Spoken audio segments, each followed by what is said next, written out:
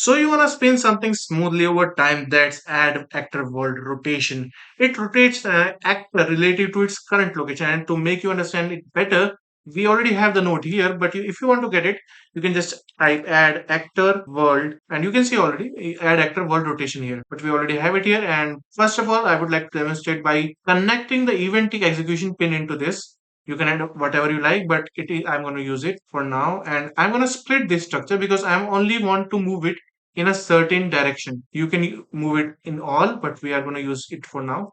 Now I'm going to add something into, let's just say, X in it. And I'm going to add 5. You can add anything number you like. You can experiment basically. So as we already connected it, and now we already have a cube, and this is our blueprint here in the map. So when I play like this, it will start moving like this, and we can just experiment by changing the place we connected to like this.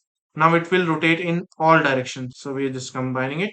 And as you can see, it is rotating in all direction. And now it's super fast. So basically it is very useful in where you want to move like windmills, fans, turnet, or idle rotation. It is super useful. And hey, if you like seeing these nodes in action, check out the game I'm building, Reborn the Evil Being. It's all blueprint under the hood, and the demo is free to play on Steam. Hope that helps, and as always, I hope you have a great day, and I'll see you around.